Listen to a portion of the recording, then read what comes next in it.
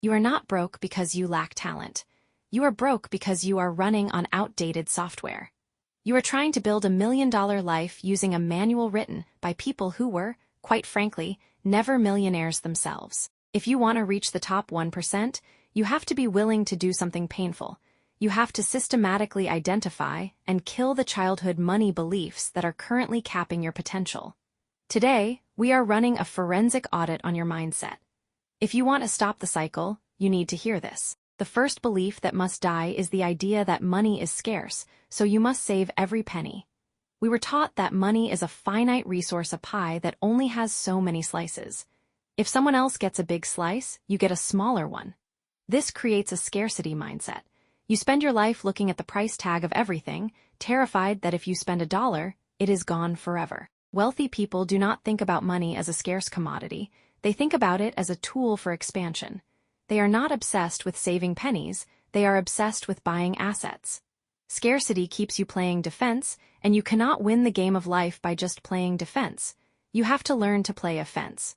The second belief that has to go is that hard work alone equals wealth. This is perhaps the most dangerous lie we are told in school.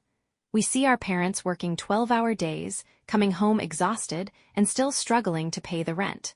We are taught that if you just put your head down and work hard, the world will reward you. But the world does not pay you for how hard you work. It pays you for the value you provide and the scarcity of your skill set. A manual laborer works harder than a software engineer, but the engineer builds systems that scale.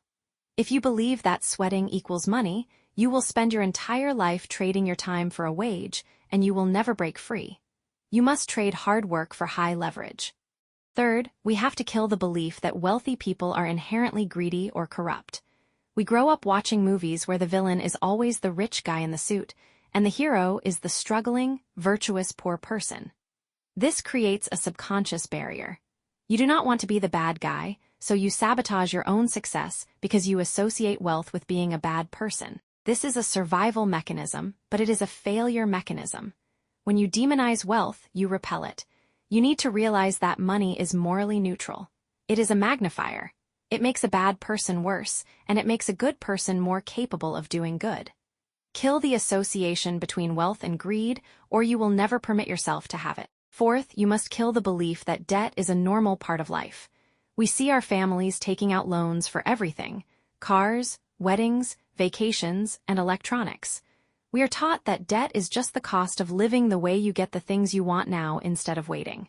This is a debt-based culture, and it is a trap. Every dollar you spend on interest is a dollar you have stolen from your future self.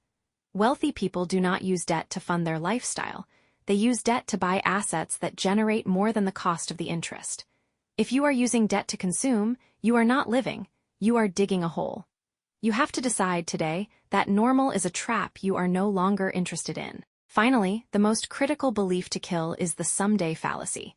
I will get to it when I have more money. We convince ourselves that we need to wait until we get that big promotion, that big raise, or that big inheritance before we start acting like a wealthy person. You think, once I have $10,000, I will start investing. But the discipline to manage $1 million is exactly the same as the discipline to manage $100. If you cannot manage the money you have now, you will never be trusted with more. You are not waiting for money to show up. You are waiting for the discipline to show up. You have to start managing your capital today at whatever level you are at, because the habit is the asset. Building $1 million net worth is less about the stock market and more about your internal architecture. If you do not rebuild your own mind, you will always be a slave to your own outdated beliefs. Start the audit today. Kill the old software. Install the new, high-performance operating system and watch what happens to your trajectory. The game is waiting for you to play, but you have to show up as a different player than the one you were taught to be. The choice is yours. Are you going to keep living by the rules you were handed, or are you going to define your own reality? I want to hear from you. Which one of these 5 lies has been holding you back the most? Drop the number, 1 through 5, in the comments below. I read every single one. If this audit helped you see your finances differently, hit that subscribe button and turn on notifications. You are not the person you were 10 years ago, and you do not have to play by their rules anymore. Stay focused, stay disciplined, and I will see you in the next one.